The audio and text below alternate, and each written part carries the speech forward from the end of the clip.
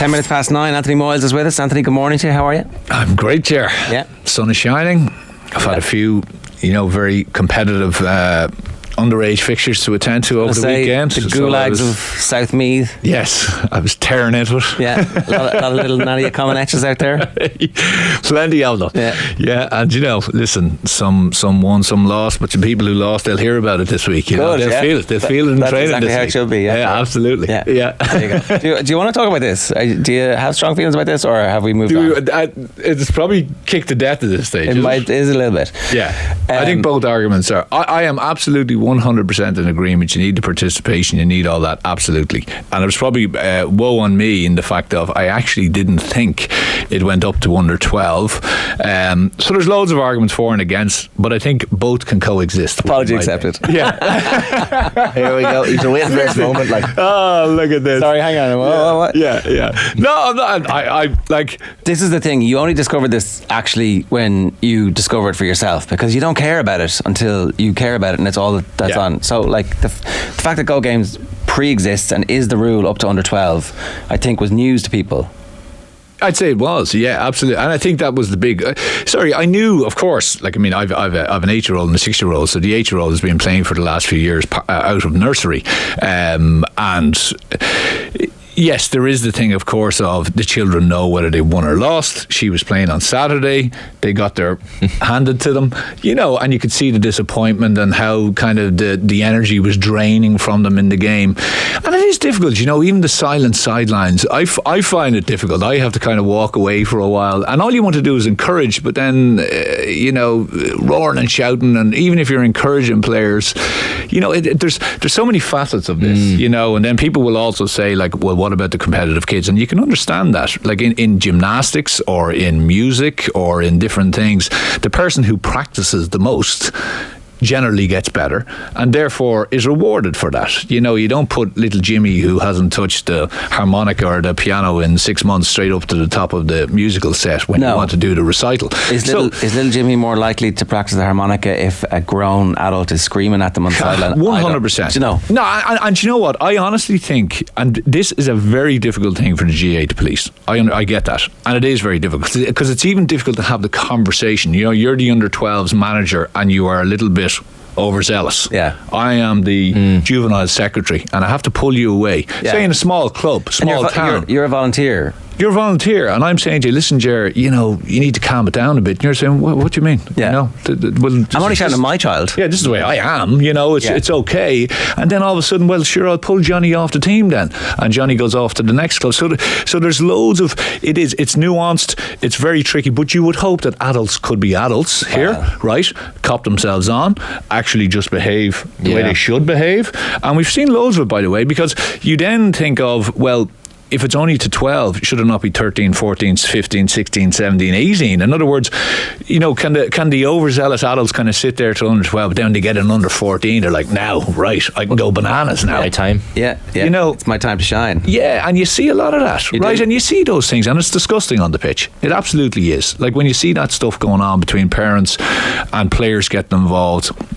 Young lads are younger, especially, who at 14 think they're 18. Do you know what I mean? They think they're small men. But that's the one disadvantage of the silent sidelines, is that, when you hear your parents or whatever family encouraging you from the sidelines as at 10, 11, 12, I know from my experience, you got a kick from that. You did. You did. Obviously, you don't want the other element of it, and parents who are remarkably backward and screaming at their kids. So I don't know how you police it, but I was walking past a soccer match the other day, and I don't know what age it was, between 8s and 10s, and the kid was taking a corner and was taking too long over the corner, and this just happened to be the opposition. I don't know who they were playing, and it was like, pass it. What the fuck are you doing? And I'm like, oh my god. Oh my god. So I think there's a cultural thing in so I used to play a bit of soccer when I was younger as well, and there's definitely a cultural thing, I think. I was talking to people who obviously do rugby, and there's the whole 3-pass rule, I think, at a certain age, that you have to pass it 3 times. So in other words, the big lad can't just bust his way through everyone and just, get a try. So there's all those, so there's the small things within the game. And then there's the wider, big question, which is the cultural thing of the soccer thing of answering the referee back, abusing the referee, having no respect for the referee, and then you switch to the rugby, which is all sir, yes sir, absolutely, don't do that, all this stuff. So I have seen similar GAA. I just saw the soccer. Sorry, I'm not saying just soccer. Exactly, yeah. Absolutely, sorry, loads in the GAA, and the GAA is most definitely getting involved in it too, and that's what I'm saying. So you go back to the gymnastics or the badminton or the tennis or whatever, even basketball. Does the referee in basketball get abused? I don't. Like, my wife is heavily involved in basketball. I don't hear it. They do blitzes all the time. They have MVPs, so the little girl or the boy gets the MVP. They may not be the best player. They may actually be saying, you know what, you're the best trainer, and you're coming every week. And there's different ways to reward them. All those different things, And I think the whole point about the stuff that came to them from the GAA last week is like it's engineering on a grand scale, and then it's down to the individual clubs. Try and have a culture that actually everybody, because the whole point is you don't have a clue that the underage who's not that interested is actually going to not turn out to be the best player in the club, or to turn out to be the company secretary, or the person who marks the pitches, and all of these 100%. Are actually, it turns out, just as valuable as each other. 100%. Let's talk about the games of the weekend. Got away with that one. Not bad. I had the Dubs number one in my power rankings with Tommy a few weeks ago, but I'm not so sure. Jesus, the power rankings. This is like, it's like myself now. Yeah, it's like the Eurovision. It's up and down, and it's at the weekend. I'd say a lot of Dublin supporters, I'd say Desi Farrell, I'd say even some of the Dublin players are scratching their head saying, wow, where are we here? So I don't know if it was a set-up thing.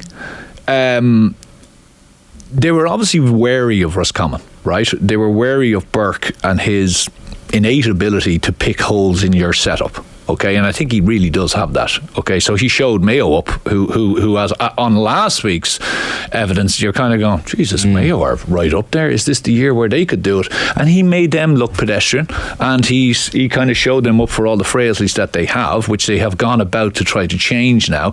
And I think it's a brilliant look. It is a fantastic system now, in that teams can learn so much about the opposition so quickly, and they're able to say, so what Roscommon did was they said, okay, what we're not going to do what Louth did. We're not going to make this a shootout. We're not going to abandon players and attack you at pace. You turn us over and then hit us on the counter-attack. When we get the ball, we'll control the ball. We'll control the ball and we'll move in pods up the pitch. And get booed. It was great. Yeah. And we leave two guys inside because they have a great balance to their team. They've got their workers, they've got their midfielders, they've got their defence well set, but then they have forwards who can score, and 4 or 5 forwards who can score. They've the Murtas, they've the Smith, they've lads who can take points. A bench now as well. Correct. They have a bench and they have a lovely balance, as I say. So they never, I don't think they probably had a shot on goal. I must reach out, but I can't remember Clucks and make. So in other words, they were quite happy to say, no, you want to do that there? Well, we'll shoot from outside it. We'll work our little angles. We'll get Murtas onto the ball. We'll run at you. We'll try pick up a few frees and we'll kick points. And then what we'll do is we'll try frustrate you to the far end, which they did for large parts of the game. Did Roscommon score towards the end of the first half? I don't know how long the possession period was, but 4.5 minutes, I think. It was ridiculous. Yeah, but that sort of thing. I hate that word, blueprint of how to beat the Dubs. But keep the ball. Let's just have a quick look at the Dublin against Derry. Scored 4 goals, but 8 points. Against Kildare, we said was 111. And now it's 111 again there yesterday. This is not the all singing, all dancing forward line. It's not a team who are going to score 18 or 19 points in a game now. Remember the magic number that Andy Moore had in his head was, I can't even remember, was it 18 or 20? But you get to that and you're going to go very close to beating Dubs and being All-Ireland champions. Now it's like you score 114 or 115 against the Dubs. You score 112 against the Dubs. You're in those games, particularly if you're Galway, Tyrone, Monaghan, Derry. Everybody's coming to Croke Park now thinking we're going to be the ones to stop this. But I think it's as much on you as it is on them, if you get me. So when Andy Moran was talking about you have to score 118, I think it was of a time. Mayo weren't setting up to. Yeah, so it was the shootout. So in the shootout, I had to just get that little bit ahead of you. Whereas Roscommon came yesterday and said, we're not going to make this a shootout at all. And what we're going to see have you got better forwards than we have. Have you got a better system? Have you got a better midfield? And Dublin at the start, I think they fell into that trap. So they were kind of saying, okay, well, you can have the ball, and then when we get it back, we'll do our thing. Next thing, they find themselves 9-5 down or whatever it was, and they're kind of saying, well, actually, we're not really doing our thing here. So in second half, there was a quite a significant up in pace and energy from them. It was funny. You could see Mick Fitzsimons at one stage, who was just like a man possessed at one stage. He got so aggravated. He was running around just chasing the Roscommon players, like nearly breaking the blueprint, because they went very one-on-one. And the thing about going one-on-one, like if I'm marking Shane and I am just concentrated on Shane, even if you spill the ball behind me, I'm not conscious of that. So you don't get to trap, you don't get to put 2-on-1 or 3-on-1. And you could see the start of the second half, Dublin tried to bring them down the sideline more and tried to get them more, and they got more success out of it. Now, Roscommon showed great character to come back and equalise the game.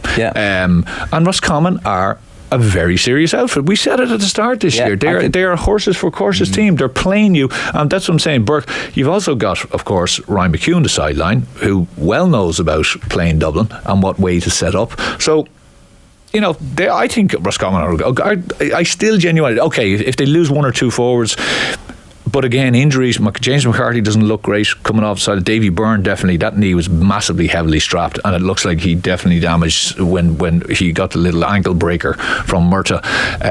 He's in trouble, and again, it's going to be a war of attrition over these next 5 or 6 weeks. I spoke to someone yesterday who was saying to me, the Dubs will come good still, they're peaking for the quarterfinals, their fitness will get better over the next few weeks, but the more I see of them, the more I'm like, but that I can't see that happening now. Like, if you're not peaking now in the first game of this group phase at the end of May, start of June, you're in a bit of bother. I think you're in a bit of bother. They definitely you could see the deficiency when they don't have McCaffrey on the field. Yeah, he's a total game changer for them. He is, because he's so direct. They don't have a player like him. They just don't. That is just 100%. They do not have a guy who can do what he does. The similar ones are markable as opposed to him, who's unmarkable at that pace. He is. And what he does is he causes that mayhem. And also he lifts the energy straight away. So within the team, he lifts the energy straight away. You give him a ball, he just takes a man on and just goes past them. And next thing, everyone is on. So he is a big loss. I'd say, as we said the last day, that looked like a hamstring against Louth. He's obviously being minded. But the problem with that is it's a very tight window. And to take your point, Shane, like they're not on top of the ground. They're not a forward line. They're not ripping teams apart. They could have probably got 1 or 2 more goals in the end up, because the second half was much better, and they showed that real swashbuckling, running at you style, men off the shoulder, and good hand passes. But there's question marks still there, big time. You wanted to talk about Armagh being lucky, like maybe that's exactly the game Armagh needed to come back. I don't know. A lot of the certainly a lot of the provincial winners looked heavy in the opening round of the group phase. Armagh looked the same. They just looked. There was something. There's a lot of hype about this Armagh team and how far they could or might go. But Westmeath should have won that match. Like, it's only for the last few minutes, and Turbot gets the goal, whatever, led on. But like, Armagh just showed very little throughout. I thought they were blessed. Westmeath, where you could see Westmeath at the start were a little bit unsure of themselves, and then they kind of went, you know what, this is actually here for us if we just kick on here. And Armagh for me, I've played in these games. They might be in-house games or they might be challenge games where things aren't going great, and you are literally a whisker away from being a row between yourselves on the pitch. You could see annoyance, you could see frustration, fellas giving balls away, having a go at each other, and it was just kind of like, this is getting fraught here. Now they pulled it together at the end, and they got the scores what they needed. And to be fair to them, they were staring down the barrel of the gun, and they could have easily given up. But they didn't. And they are made of sterner stuff than that. But I think he has a big issue in his forward line. I just think there's no real balance. Like Turbot again wasn't on, comes on, you gets a fortuitous goal. Murnan was started, but there's a lot of chopping and changing going on. Rian O'Neill, I don't think, although he's not really hitting the heights that, and I think they're still using him inside and pulling them outside. There just seems to be, we said this kind of earlier on, this analysis, paralysis by analysis. There is a bit of that going on, where I still think they're trying to find that balance, and they're questioning themselves a lot, and therefore I think the players are questioning themselves a lot. And look, maybe what we're going to see is the teams who were heavy-legged, who were the best teams in their provinces, actually get the benefit of this game now and be a bit possibly.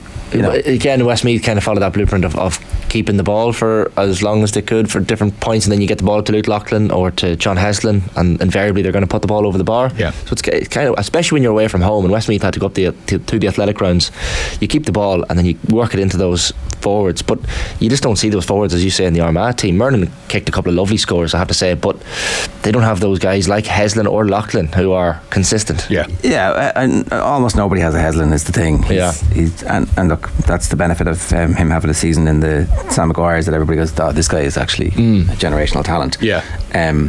Okay, Monaghan, it's an 8-point switch from the previous Derry game.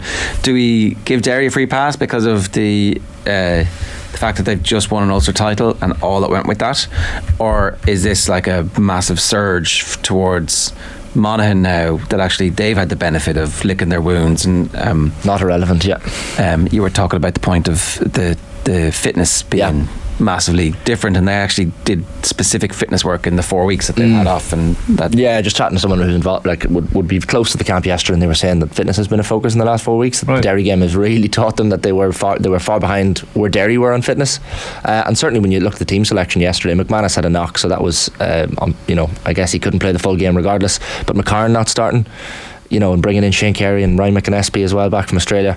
There was clearly a target of pace, and it just seemed to work. They certainly learned from that previous Derry match. Well, it's funny, I think there's a kind of a misnomer that can be, we're going to concentrate on fitness for the next 3 to 4 weeks. I don't know how. Of course, you can get fitter, right? But what it does is it plants a seed in your head. I am fitter. I am faster. What do you know? Exactly. So, and then it's all about the people on the pitch. And they most definitely, and if you remember from the last day, I think, I can't remember who got the goal. Was it McCluskey who got the goal? Where he stood up, McManus. Monaghan fell into the trap the last day against Derry big time. So they brought men back. They tried to crowd the area. They brought the wrong men back. Derry looked for the mismatch, which they always do. And even in this game, they did it. And then they took it on. So that McManus, that goal specifically, Monaghan this time said, we're not going to create those mismatches. We're going to put pace all over the pitch, and we're actually going to do the far end. And where they did what Derry do a lot is they brought loads of bodies into their forward line, which of course meant Derry men had to follow those fen men. So the last day they left McManus in on his own. So Derry were like, that's fine, we'll just stick a couple of fellas in front of him and then we'll squeeze you all around out the middle. This time they brought fellas in, so that meant there was spaces then in the pockets for McCarthy to come up and just kick some outrageous points. And so they were able to find the pockets of space then, Ger. And what it means is, again, it goes back to what I was saying. Teams are learning so much from, and then there's so much thinking going on, and there's so much tactical nuance going on the sideline. It's brilliant to see, even from the kickouts. Like, there was some serious high-risk strategy kickouts yesterday. Beggin's 2 scores were absolutely sublime. Monaghan are definitely, I think they'll probably end up playing Derry another 3 times this year, probably. It's going, just seems to go on and on and on. But they're thereabouts. Derry, I think there is probably something you will find this heavy leg that we've just spoken about. It's the old 5 weeks off, he who prepares, like who is you can see the freshness in Westmeath, you can definitely see the freshness in Mayo last week. When you have that break, you're able to get everyone 100% fit, you're able to work on what you like. Now, after a couple of games with those people, will it start to, and then it's all the squad, it's all about the squad, and Derry's squad, again, I think forward wise, it's lacking a bit. Yeah. Wigan, they're going to the well of Wigan a lot. They're going to that well a lot. And he kicked 9 points at the weekend, but only 2 from play. Yeah. Wigan, a lot of frees. But I actually think this whole naming the panel and the team on the Friday, I think the GA now have this diktat where you have to name the team. I think Monaghan's selection threw Derry off a little bit, because they're looking at the team, they're like, right, McManus isn't named, but McCarran is named. So I think Chrissy McCaig is one of these players who picks up that nasty little forward who can score. So I think in Chrissy McCaig's head, probably before the match, he was preparing for Jack McCarran. Yeah. And then all of a sudden, just before throw in, Monaghan are like, well, no, Jack McCarran's not starting, Shane Carey's in. They have Carl Gallagher named, who's a young lad at number 8 for Monaghan in midfield. But what Carl Gallagher did was he just went up to full forward for the throw up, and Chrissy picked him up, and Carl ended up having a great game on Chrissy but McCaig. he came for loads of kickouts. So that sort of thing, Chrissy was probably preparing for one player and ends up he's not even there. Yeah. So there's probably something in that selections can throw teams and off. we're in a bit of a weird sprint now for the next few weeks, where if you don't automatically win your table, you end up having to play likely 3 weeks in a row, which again, on the face of it seems like, well, that's not big a deal, but Dublin lost at least one and potentially 2 players, and then if they lose 2 more the next week, all of a sudden it feels really open. And I actually I'm coming back to everybody who was talking about Galway. I wasn't quite sure, but the Galway Tyrone victory, like, that's really important for them. That's a side who could have caused them a lot of difficulty, did cause them a lot of difficulty, and they managed the probably because it wasn't too high against Sligo, it was like, great, we have better things to be doing. But the importance of that the importance of the whole structure, it's like, we give out so much about structures, right? Like, this is that. Look at what was it at the weekend: a draw and a point, and 2 points.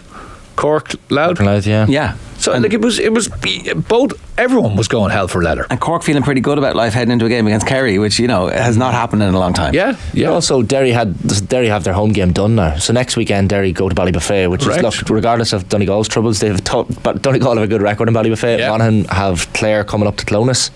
So if Monaghan they've had a break, as well. So look, next weekend tells all. Yeah, and sorry, in the other one, it's Westmeath have Galway at home, so you'd still expect Galway to win that, and if Galway win that, then they'll have 4 points.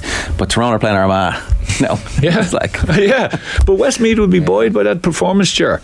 I can guarantee you. The way all these different counties, Jesus, we never feared. I can imagine Westmeath saying, well, we never feared Galway coming up the road. Like, it's so it's like, it is fantastic for that.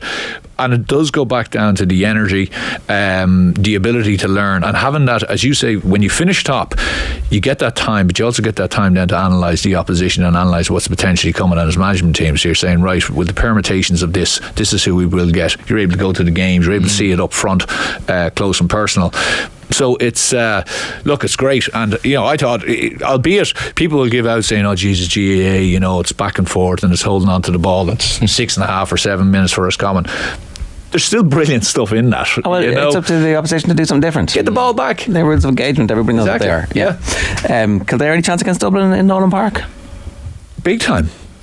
Again, Glen Ryan learnt from last year's Leinster final, where they were so open at the backdoor cuts all over the place, fellas not running, fellas being cut out. It was interesting to see Roscommon, the way they put 2 players down the sideline to stop that backdoor cut, which Dublin do. So they had a man on the man, and then they brought another guy into the space. So the backdoor cut was completely gone. They took one of their main weapons away. Very good learnings from it. Kildare will do the same. Kildare was set up exactly the same. Nolan Park's a big pitch now, so you're not like you're going into a provincial small pitch, so it's big, it's bigger than Newbridge, but that'll be okay for Kildare. And Kildare still have forwards there. Kildare have forwards who can score, and big men who can take the ball on. So Davy Burke's gone, right? Mick Fitzsimons has been drafted back in. McCaffrey won't be right. James McCarthy may not be right. Now or never, kids. Now or never.